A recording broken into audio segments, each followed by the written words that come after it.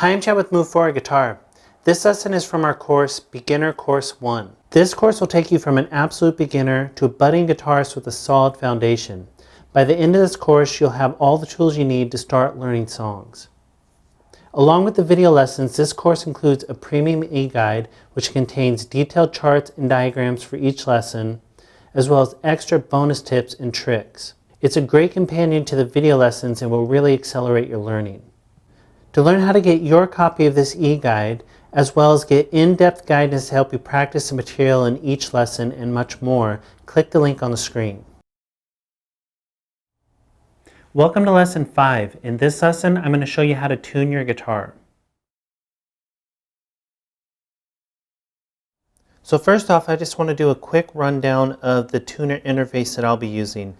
And all tuners are a little different, their interfaces are different, but this will give you a basic idea of how tuners work, and there'll be links in the e-guide that you can look up other tuners and how they work, or you'll just have to do research on the specific one that you have, but the basic concept will be the same for every single tuner. So every tuner has some sort of indication of whether you're flat or sharp or in tune, and that's what these three things that I just circled mean. So this lowercase b right here means you're flat, which means you need to go up in pitch. This little hashtag looking symbol means that you're sharp, meaning you need to go back down in pitch. And then on this tuner, there's a little indicator right here with an arrow, and this little green light lights up when you're in tune. And also with this tuner, if you're flat or sharp, it's a little red light right here. Also with this tuner, you can see right here, it's showing an A note right now, but this would be telling you what note you're actually on. So if you're tuning your guitar and you're tuning the low E string, for example, you want that to say E. Or if you're on the 5th string, you want that to say A, just like it does right there. And so for example, if you're on the 5th string and tuning it and this said A, but this little flat symbol was lit up, you would need to tune up in pitch. And along with that, on this tuner, this little bar right here indicates whether you're sharp or flat as well. So if you're flat, it's over here somewhere. And if you're sharp, it's over here somewhere. And you want it to be straight up in the middle towards this little 0.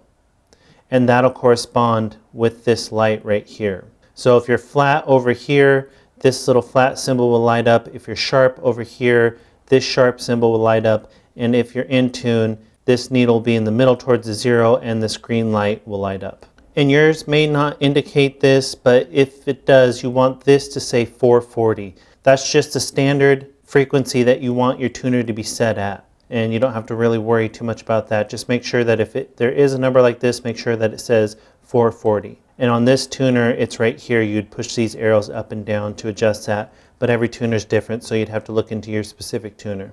And a lot of tuners you can plug directly into if you have an electric guitar or an acoustic with pickups. So you could plug into the input and then it would pick it up, or for a lot of tuners, they have a built-in mic where you don't need to plug in. But plugging in is good if you're in a noisy situation or you're using an electric guitar. It's good to plug in. Because any tuner, if you're just using the mic, is going to pick up all the room noise as well. So if you're in a loud room, your tuning is not going to be very accurate.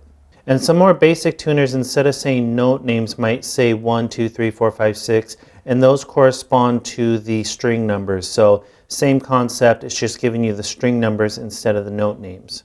So first thing to know is that you're tuning the strings to the note names that we went over earlier, so the E, A, D, G, B, E. Some tuners will actually say the string number that you're on, but a lot of tuners just say the note names, and that's what this tuner I'm using says. It'll say the note names in the top right-hand corner, like I pointed out earlier. So typically you start by striking the low string, which is your E string. And you can see where mine is right now, it's showing that it's flat. The needle's to the left and the red light is on the little flat symbol. So that means I need to tune up in pitch, which is turning the key this way, which you'll be able to tell really easily on your guitar because you can hit the string, go up and back down, and you'll be able to hear if it's going up or down in pitch. So now it's saying I'm on E flat because I just tuned it down, so I need to go up in pitch to E, and then I need to go up until that needle's in the middle on the 0, and that little green light is on in the middle. So that would be in tune for that note, the low E. And it's going to jump off of middle your note decays, so it'll go to middle and jump off. You can't have it perfect, so just get it close as you're tuning. And then just do the same thing for all the strings. So then just go to the 5th string. That's saying I'm sharp now, so I need to tune down. And a big thing about when you're sharp is that you need to tune down under pitch and then tune back up to pitch. You never just want to tune down to get to pitch because your guitar will go out of tune. So always tune under pitch and then back up. So I've tuned it under pitch right there. You can see it's flat. And now I need to tune it up to pitch.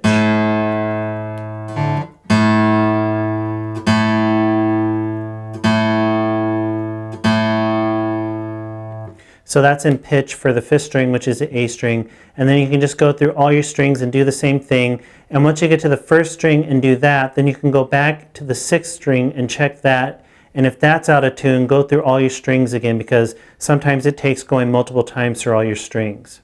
And when you're striking the string, you want to make sure that you don't hear any buzzing like that. That means you're hitting way too hard and the string is bouncing back on the fret. So it just needs to be a nice clear note.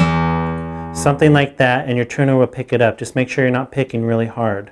And when you're turning your tuners, make sure that you turn them in small revolutions. You don't want to do big drastic turns or you're going to go way above pitch, way below pitch. It doesn't take very much to make the pitch of the guitar change quickly. And then one more thing, if you have really old strings, it's going to be really hard to get your guitar in tune. And even if you get it in tune, it will go right out of tune. So it's important that your strings are fairly new.